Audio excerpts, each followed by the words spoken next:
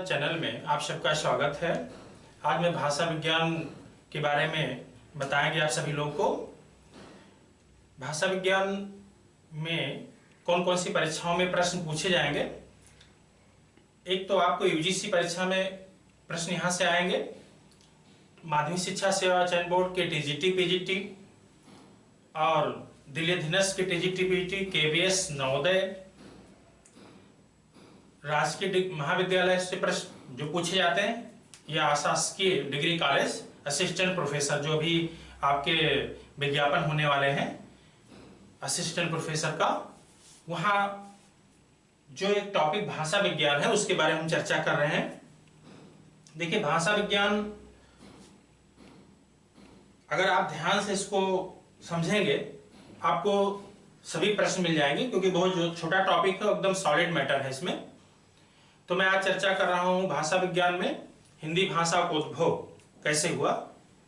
तो ध्यान देंगे, हिंदी भाषा का जो उद्भव है भारत में प्रमुख रूप से आर्य परिवार एवं द्रविड़ परिवार की भाषाएं बोली जाती हैं। भारत में प्रमुख रूप से आर्य परिवार एवं द्रविड़ परिवार की भाषाएं बोली जाती हैं। उत्तर भारत की जो भाषा थी वो आर्य परिवार और दक्षिण भारत की जो भाषा थी वो द्रविड़ परिवार की है। ध्यान देंगे, उत्तर भारत की जो भाषाएं वो आर्य परिवार की हैं, आर्य परिवार, और दक्षिण भारत की भाषा जो थी वो द्रविड़ परिवार की थी। उत्तर भारत की आर्य भाषाओं में संस्कृत सबसे प्राचीन है। उत्तर भारत की आर्य भाषाओं में संस्कृत सबसे प्राचीन है, जिसका प्राचीनतम रूप हमें ऋग्वेद में मिलता है। ऐसा प्रश्न अगर कभी पूछा जाए कि उत्तर भारत की आर्य भाषाओं में सबसे प्राचीन भाषा संस्कृत है, अगर पूछा जाए इसका प्राचीनतम रूप कहां मिलता है तो ऋग्वेद में। संस्कृत को आर्य भाषा या देवभाषा भी कहते हैं। अगर ऐसी परीक्षा प्रश्न पूछा जाए किस भाषा को देवभाषा या आर्य भाषा कहा गया है तो संस्कृत भाषा। यह आर्य भाषा लगभग 3500 वर्ष पुरानी है। हिंदी इसी आर्य भाषा संस्कृत की उत्तराधिकारी है, जिसकी उत्पत्ति कथा निम्नलिखित है। भारत की आर्य भाषाओं में संस्कृत का जो इतिहास है लगभग 3500 वर्षों का है, और इस इतिहास को 3 कालखंडों में बांटा गया है। कभी कभी माध्यमिक शिक्षा सेवा चयन बोर्ड के साक्षात्कार में भी से प्रश्न पूछ ले जाते हैं कि भाषा विज्ञान का काल विभाजन बताएंगे। तो यही है, प्राचीन भारतीय आर्य भाषा नंबर 1 है, नंबर 2 मध्यकालीन भारतीय आर्य भाषा है, नंबर 3 आधुनिक भारतीय आर्य भाषा है। ध्यान देंगे, हो सकता है जो यहाँ शुरुआत से यहाँ प्रश्न ना पूछे जाए, लेकिन ये जो काल विभाजन जो किया गया है 3 कालों में जो बांटा गया है, यहाँ से प्रश्न अक्सर टीजीटी, पीजीटी, यूजीसी या डिग्री कॉलेज या दिल्ली अधीनस्थ जैसी परीक्षाओं में प्रश्न पूछे जाते हैं। कभी कभी वनडे एग्जाम में प्रश्न आ जाते हैं यहाँ से, लेकिन हम लोग का उद्देश्य है टीजीटी, पीजीटी, यूजीसी और अशासकीय डिग्री कॉलेज के पदों की जो भर्तियां हो रही हैं उसके बारे में विषय में हम टॉपिक की चर्चा कर रहे हैं। तो ध्यान देंगे, प्राचीन भारतीय भाषा नंबर 1 हो गया, और नंबर 2 है मध्यकालीन भारतीय आर्य भाषा, और तीसरा आधुनिक भारतीय आर्य भाषा। अब इसका समय एकदम क्लियर होना चाहिए, क्योंकि प्राचीन भारतीय आर्य भाषा जो है इसकी जो समय सीमा है 1500 ईसा पूर्व से 500 ईसा पूर्व तक। 1500 ईसा पूर्व से 500 ईसा पूर्व। मध्यकालीन भारतीय आर्य भाषा 500 ईसा पूर्व से 1000 ईस्वी। बहुत महत्वपूर्ण है, क्योंकि ये प्रश्न जीआईसी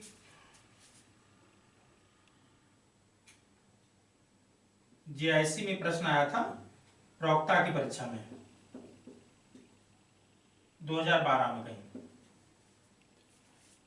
तो जीआईसी प्रवक्ता, ध्यान देंगे, 12 नहीं था, 2009 था। 2009 की परीक्षा पूछा गया था। वो प्रश्न कैसे आ गया था, मध्यकालीन भारतीय आर्य भाषा की समय सीमा क्या है। तो 500 ईसा पूर्व से 1000 ईस्वी तक, ये प्रश्न जीआईसी प्रवक्ता का क्वेश्चन है। आधुनिक भारतीय आर्य भाषा काल जो है 1000 ईस्वी से आज तक या अब तक, ये है। तो ध्यान देने, ये आपका क्लियर होना चाहिए कि प्राचीन भारतीय भाषा की समय सीमा क्या है, मध्यकालीन भारतीय आर्य भाषा की समय सीमा क्या है और आधुनिक भारतीय आर्य भाषा की समय सीमा क्या है। यहां से क्वेश्चन आपके बन सकते हैं यूजीसी परीक्षा में, या आपकी टीजीटी पीटी में कहीं आ सकते हैं, या आपके डिग्री कॉलेज में भी प्रश्न बन सकते हैं, क्योंकि आपका देखिए जीआईसी प्रवक्ता में प्रश्न आ चुका है कि मध्यकालीन भारतीय आर्य भाषा की समय सीमा क्या है। इसी तरह आप देखेंगे प्राचीन भारतीय आर्य भाषा क्या है। तो प्राचीन भारतीय आर्य भाषा जो है, अब इसको भी दो भागों में बांटा गया था और ये भी महत्वपूर्ण है, यहां से प्रश्न कभी कभी बन सकते हैं। तो हम देखेंगे अब नंबर 1, प्राचीन भारतीय आर्य भाषा। अब इसकी समय सीमा तो क्लियर हो गया कि जो है 1500 ईसा पूर्व से 500 ईसा पूर्व।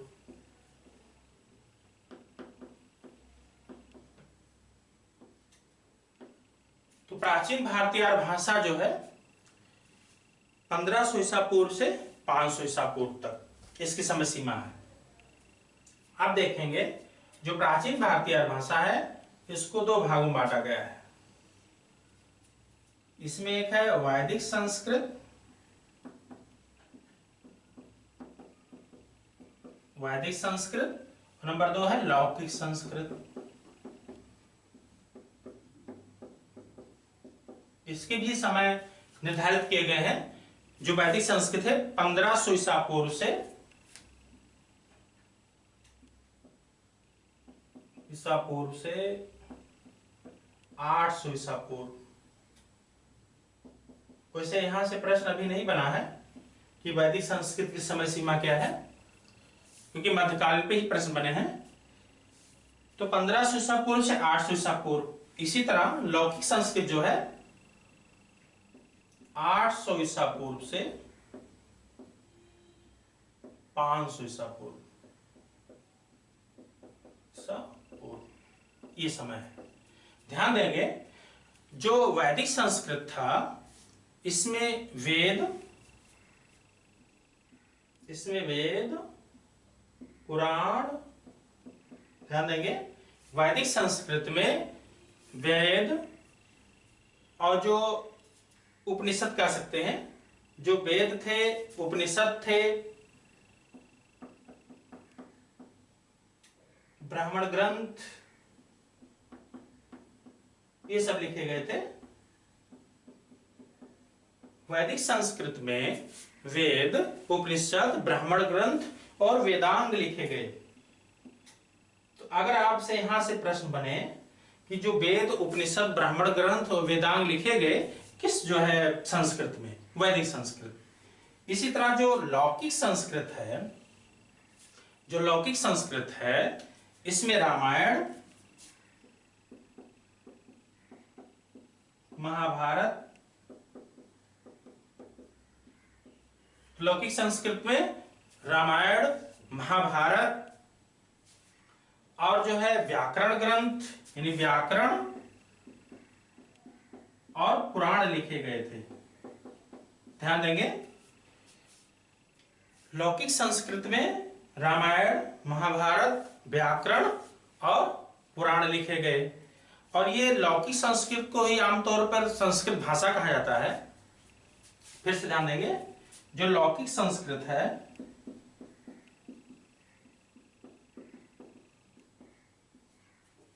लौकिक संस्कृत को आमतौर पर संस्कृत भाषा कहा जाता है। और जो ये लौकिक संस्कृत है यह एक संयोगात्मक भाषा है। हिंदी वियोगात्मक लेकिन संस्कृत संयोगात्मक। ध्यान देंगे हमको ये यहाँ पे जो प्राचीन भारतीय भाषा के जो भाग है वैदिक संस्कृत, लौकिक संस्कृत, इसकी समय सीमा पर ध्यान देना है। इसमें कौन कौन से ग्रंथ लिखे गए इस पर ध्यान देना है। इसी तरह लौकिक संस्कृत इस समय सीमा 800 ईसा पूर्व से 500 ईसा पूर्व है। इसमें रामायण और महाभारत व्याकरण, पुराण लिखे गए लौकिक जो संस्कृत है, आमतौर पर इसी को संस्कृत भाषा कहा जाता है। तो यहां से कभी कभी प्रश्न पूछ सकते हैं, तो ये भी टॉपिक महत्वपूर्ण है। लेकिन इसके बाद जो है दूसरा भाग है जो काल विभाजन का, वो है मध्यकालीन भारतीय भाषा। वो और भी इंपॉर्टेंट है परीक्षा के दृष्टि से। तो नंबर 2 था मध्यकालीन आर्य भाषा। इसकी जो समय सीमा है 500 ईसा पूर्व से 1000 ईसा। ध्यान देंगे, एजीआईसी प्रवक्ता में प्रश्न पूछा जा चुका है 2009 की परीक्षा में। ये प्रश्न आ चुका है मध्यकालीन भारतीय आर्य भाषा की समय सीमा को लेकर के। अब ध्यान देना है, जो मध्यकालीन भारतीय आर्य भाषा है इसमें 3 तरह के भाषाएं आती हैं।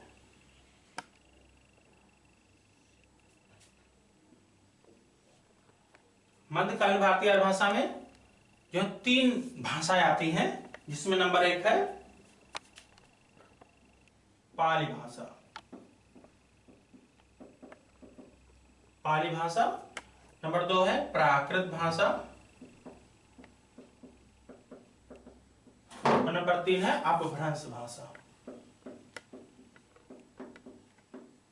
अपभ्रंश भाषा ये बहुत ही इंपॉर्टेंट है परीक्षा की दृष्टि से, और इस साल भी प्रश्न यहां से बने थे। तो मध्यकालीन भारतीय आर्य भाषा जो है, नंबर 1 हुआ पाली भाषा और नंबर 2 हुआ प्राकृत भाषा और नंबर 3 है अपभ्रंश भाषा। आपके इंटरव्यू की परीक्षा के दृष्टि से भी महत्वपूर्ण है और उस तरह भी जो है। तो अब हम देखेंगे पाली भाषा की समय सीमा क्या है। 500 ईसा पूर्व से 1 ईस्वी। 500 ईसा पूर्व से 1 ईस्वी जो है पाली भाषा की समय सीमा है। इस तरह प्राकृत भाषा की 1 ईस्वी से 500 ईस्वी तक, ये प्राकृत भाषा की समय सीमा है। इसी तरह अपभ्रंश भाषा, तो अपभ्रंश भाषा में 500 ईस्वी से 1000 ईस्वी तक, ये जो है अपभ्रंश की समय सीमा है। आप देखेंगे बहुत ही परीक्षा की दृष्टि से इंपॉर्टेंट है। यूजीसी परीक्षा में प्रश्न यहां से बन चुके हैं और 2 बार प्रश्न आ चुके हैं यूजीसी के। इसी तरह से हम विस्तार में पाली भाषा, प्राकृत भाषा, अपभ्रंश भाषा क्या है इस पे हम चर्चा करेंगे। लेकिन पहले ध्यान देंगे, ये जो अपभ्रंश भाषा है, ये अभी माध्यमिक शिक्षा सेवा चयन बोर्ड पीजीटी 2016 के विज्ञापन में ये प्रश्न बना था कि अपभ्रंश भाषा की समय सीमा क्या है। तो मध्यकालीन भारतीय आर्य भाषा में जो अपभ्रंश भाषा, इसकी समय सीमा पूछा गया था प्रश्न में। तो विकल्प में जिस विकल्प में 500 ईस्वी से 1000 ईस्वी विकल्प रहा होगा वो सही है ये। और इसकी परीक्षा 2019 में हुई, यहां से प्रश्न बना चयन बोर्ड में, पहली बार ये प्रश्न यहां से बना है। अब ध्यान देंगे, अब ये जो है अब प्रश्न कैसे बने हैं परीक्षाओं में, इसको मिटा देंगे, इसमें बताएंगे। मान लीजिए 3 भागों में बांटा। अब देखिए प्रश्न कैसे बना है। एक प्रश्न ये बना, पूछा गया था कि अपभ्रंश की उत्तरकालीन अवस्था का नाम क्या है। ये यूजीसी में आया था। यूजीसी जो आप नेट जारा की परीक्षा की तैयारी करते हैं उससे पूछा गया था। यूजीसी 2012 में अपभ्रंश की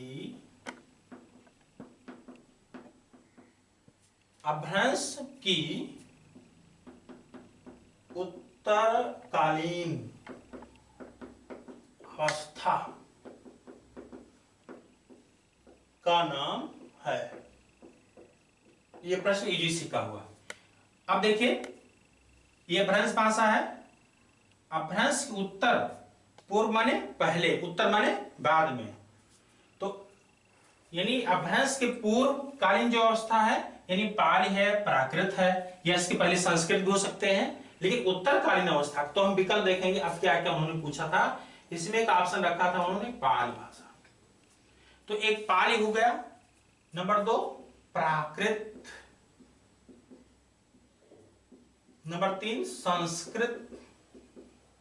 ध्यान देंगे, हमने संस्कृत कहां पढ़ा, प्राचीन भारतीय आर्य भाषा पढ़ा, तो पाल, संस्कृत, आप देखेंगे हुआ पाल, प्राकृत, संस्कृत, और नंबर 4 अवहट्ट।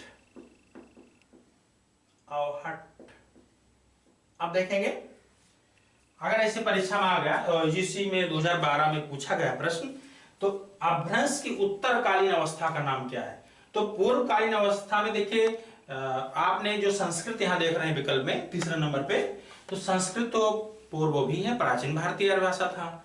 फिर मध्य में आया जो है पाल, प्राकृत, अपभ्रंश, यदि जो आप पढ़ रहे हैं, तो देखिए पूर्वकालीन अवस्था में संस्कृत भी हो गया, पाल भी हो गया, और प्राकृत भी हो गया। तो अब जो है अपभ्रंश को ही अवहट्ट, अवहंस, अवहत्थ के नाम से भी जाना गया है। तो यानी हमारा प्रश्न हुआ, इस प्रश्न का उत्तर जो हुआ अवहट्ट लगाएंगे, क्योंकि उत्तरकालीन अवस्था पूछा गया है। तो ये प्रश्न यूजीसी की परीक्षा में पूछा गया है। और देखेंगे, अगला प्रश्न देखेंगे इसी टॉपिक से। फिर जीआईसी 2000 जो है 14 की परीक्षा, यूजीसी 2014 की परीक्षा में फिर प्रश्न पूछा गया कि जो है विकास की दृष्टि से, विकास की दृष्टि से, विकास की दृष्टि से प्राकृत की पूर्वकालीन अवस्था, प्राकृत की पूर्वकालीन अवस्था है। अब देखेंगे विकास की दृष्टि से, यहीं से प्रश्न पूछे जा रहे हैं आपके मध्यकालीन भारतीय भाषा से। विकास की दृष्टि से प्राकृत की पूर्वकालीन अवस्था है, नंबर 1 पाल, नंबर 2 प्राकृत, नंबर 3 हिंदी, नंबर 4 संस्कृत। आप देखेंगे हिंदी का उद्भव तो अपभ्रंश से हुआ, तो पाल, संस्कृत, हिंदी, अवहट्ट। ध्यान देंगे, पाल, संस्कृत, हिंदी, हिंदी विकल्प थे शायद, पाल, संस्कृत, हिंदी, अवहट्ट, पाल, संस्कृत, हिंदी, अवहट्ट, अवहट्ट था इसमें, अवहट्ट। अब ध्यान देगा, विकास की दृष्टि प्राकृत की पूर्वकालीन अवस्था, तो प्राकृत की पूर्वकालीन अवस्था तो कौन सा होगा विकल्प हमारा, पाली भाषा।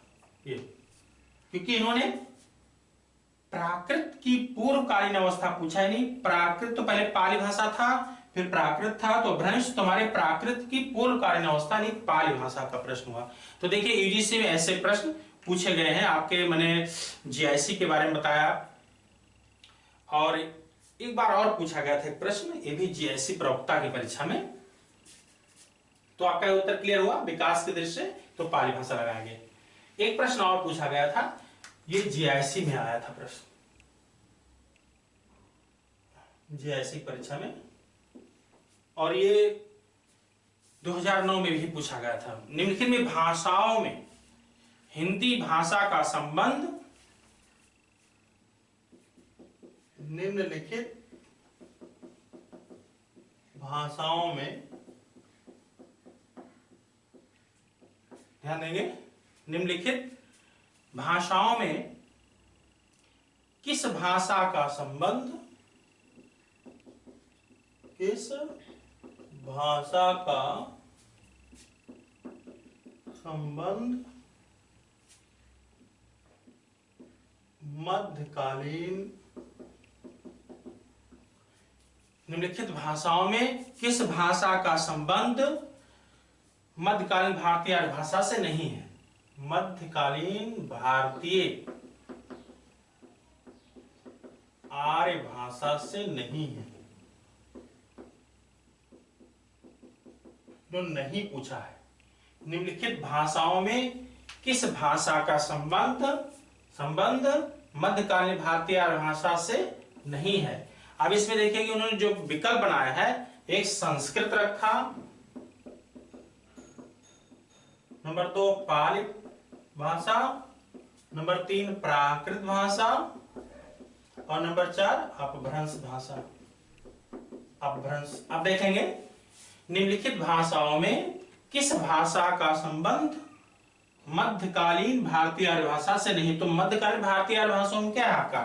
पाली है, प्राकृत है, अपभ्रंश है। तो हमारा देखिए पाली, प्राकृत, अपभ्रंश तो है और कौन नहीं है? संस्कृत। तो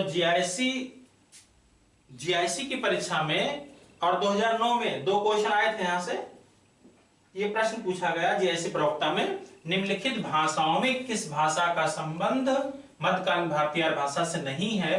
तो हम संस्कृत नहीं है, क्योंकि ये प्राचीन भारतीय आर्य भाषा से संबंधित है। और ये भी ध्यान देना है, ये जो हम लोग प्रश्न कैसे गलत करते हैं परीक्षाओं में, हम पढ़े इसको, हम नहीं ध्यान दिए, नहीं ध्यान दिए, हम पाली लगा दिए, नहीं सोचे कि कभी अपभ्रंश पे लगा दिए, कभी प्राकृत। अगर बारीकी से पढ़ेंगे निम्नलिखित भाषाओं में से किस भाषा का संबंध मध्यकालीन भारतीय भाषा से नहीं है, तो हम कहेंगे संस्कृत नहीं है। तो मैंने जितने भी प्रश्न परीक्षा पूछे गए उसको मैंने बताया, तो आप खुद समझ सकते हैं कितना महत्वपूर्ण है। और कोई जरूरी नहीं परंपरागत ही प्रश्न पूछा जाए। देखिए कई सालों के बाद इन्होंने अपभ्रंश की समय सीमा माध्यमिक शिक्षा सेवा चयन बोर्ड पूछे। पाली पे तो कई क्वेश्चन बन चुके हैं, बहुत मतलब पाली भाषा का संबंध किससे है, तो इसकी व्याख्या हम अगले क्लास में बताएंगे। आज का टॉपिक मेरा ये रहा और बहुत ही महत्वपूर्ण है, और कभी कभी इंटरव्यू में भी ऐसे प्रश्न पूछ सकते हैं आपको, तो इसको बहुत ही ध्यान से पढ़ेंगे। और ये चीजें जो डेट है आप इसको लिखने का प्रयास करेंगे, और जब तक लिखेंगे नहीं तैयार नहीं होगा।